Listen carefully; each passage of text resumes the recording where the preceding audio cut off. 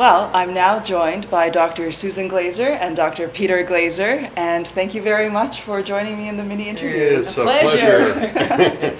Wonderful. So I just want to ask you first to tell me a little bit about who you are, what you do, and then about the talk that you gave on the first day. So, we're the Glasers, and we have been business partners and married partners since our 20s, actually. Oh, makes sense. And our field is communication. We did our doctoral programs together, and we taught at the University of Oregon for 33 years.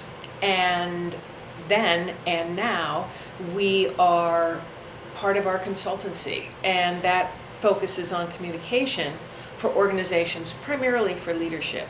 And so we've had the great life gift of being both academics and practitioners in our field. And that's what we brought to the conference. Yeah, so something we don't tell people usually is we met auditioning for plays. Wonderful. So that's why drama is in all of our presentations. And when we talk about conflict, that allows Susan and I to portray the conflict coming from the life of our clients. Mm-hmm. So we always customize every program we do. We interview them, discover what their greatest pinch points are, and then we recreate those pinch points by Susan taking one side of the issue, I take the other. We have a royal battle at the beginning. Then we introduce our models for how to work the conflict through so it has an equitable resolution in the end. And then we show the role play again with just one of us being skilled while the other one still stays down and dirty. That's usually me. So what we did at the conference was to show how we transformed that body of work to the virtual hybrid realm. Mm-hmm. So at the conference, we talked about how we can have interactive, engaged virtual learning where it's engagement well beyond chats and polls, where every person in that workshop is part of their own learning creation. Everybody interacts, everybody gets feedback, and actually in our research, the impact in terms of learnable skills from before the workshop and programming till the end is higher with virtual than even on site. Interesting. Why do you think that is? That's very... Well, I think it's for a couple of reasons. One is that people now learn the core content through self-paced videos, which are also highly interactive in their own realm. And because of that, one of the things we learned in COVID is you do not have to bring 20 people, 50 people, 500 people together in one room to learn core skills. Mm-hmm. Why not let people learn that on their own time, in their own manner? What you do need to bring people together for is practice and feedback and application. Mm-hmm. And so now that is what we do in our workshops. Now when we're live, what we do is we put the dyads in person out in the room. So if we have a group of 40, we've got 22-person combinations working through what we just taught them. Right. Well, if you have an astute partner giving you feedback on how well you're using the models that we teach, you're in very good shape. Right. That doesn't always happen, though. Mm. Sometimes you get someone who is rather clueless, and so you're not getting very good feedback, or it might even be wrong feedback. Mm. But when we have the virtual realm, there's always a skilled facilitator in each group, so mistakes do not go unnoticed and commented upon. So that's why we say the skill itself is stronger in the virtual realm.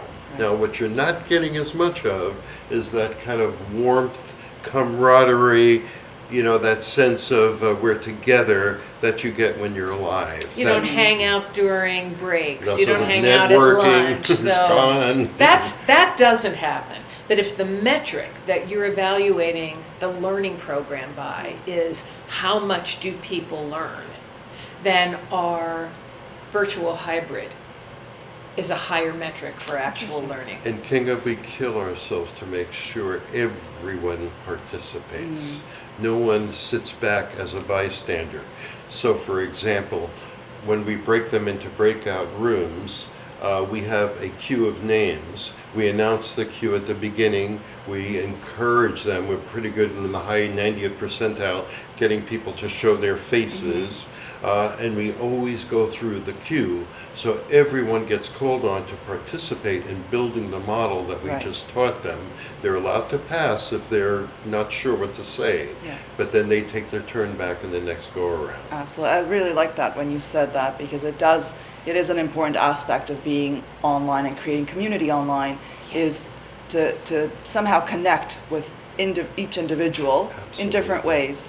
So Yes. that's a wonderful point. Yeah. And I love your point, your phrase, creating community, because one of the things we say to people is, when we're going around, if somebody says something and you like their answer better than yours, it is not cheating to cross out yours and writing theirs. That's what a learning community is, and we really do try to emphasize that as well. And we've discovered the extent of learning is how engaged the group is.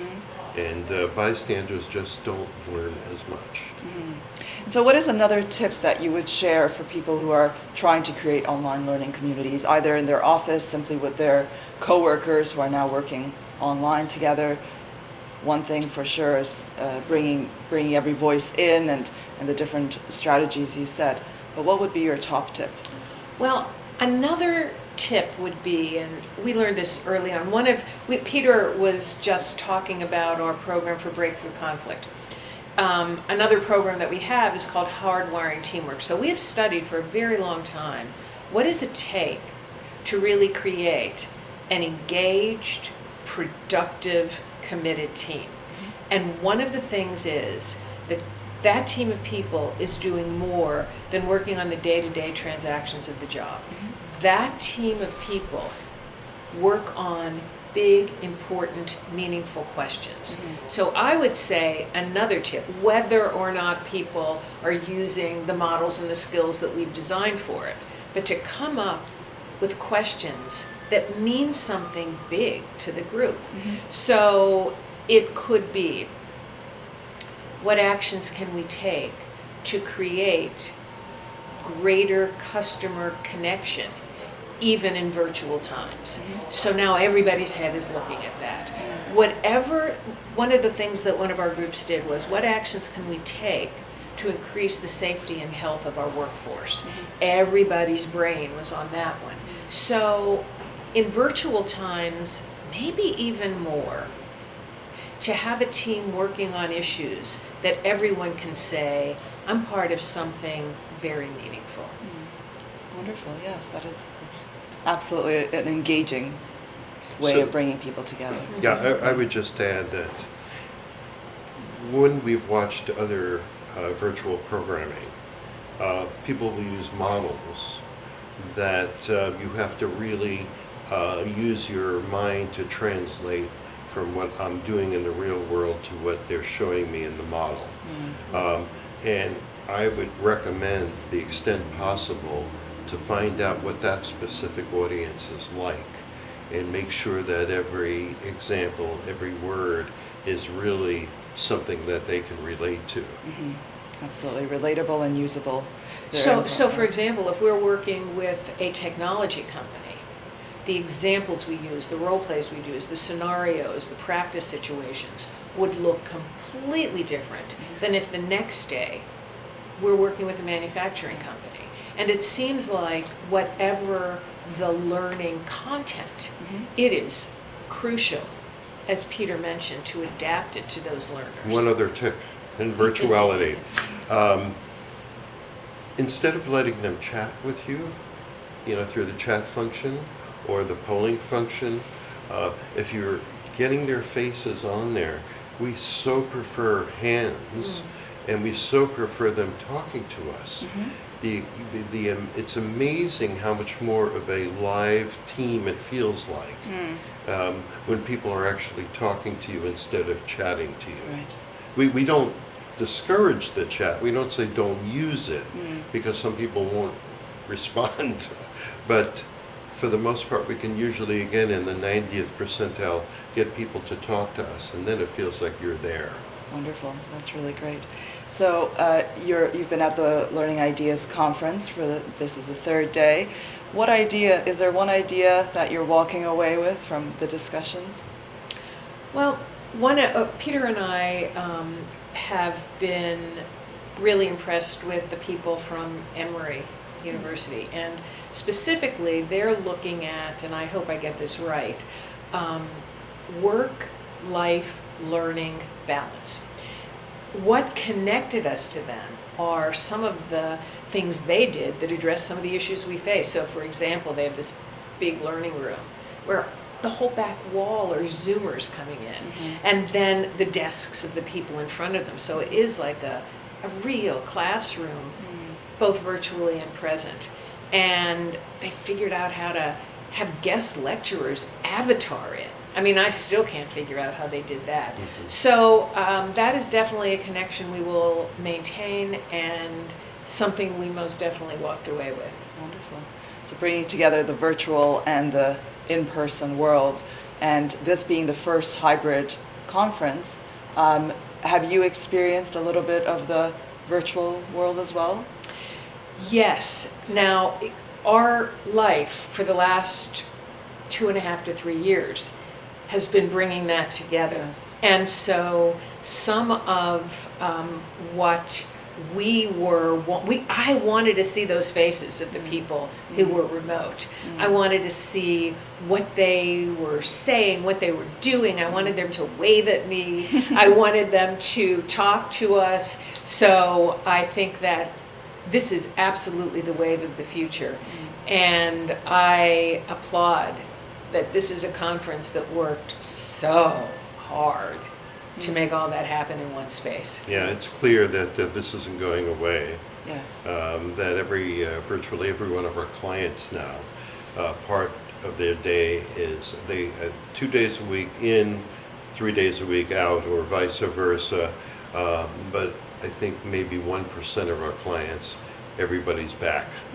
And so that really changes learning and development forever, because if not everybody is in one space 5 days a week, then how do you do a learning event on site?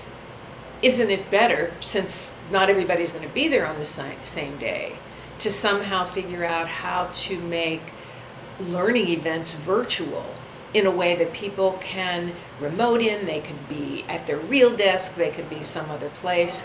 I don't know that we're ever going to be in a place where everybody comes into the same room together. Although that being said, we're about to head off to Washington, D.C. and do a big program where everybody's coming into the same room. That's true. Never say never. Yeah. Wonderful. Well, thank you very much for sharing your thoughts and insights and the highlights of your presentation, which was absolutely wonderful. So thank you very much Thank for you. being Thanks, here. It's a Kinga. pleasure. Thank you, Susan and Peter. Thank you.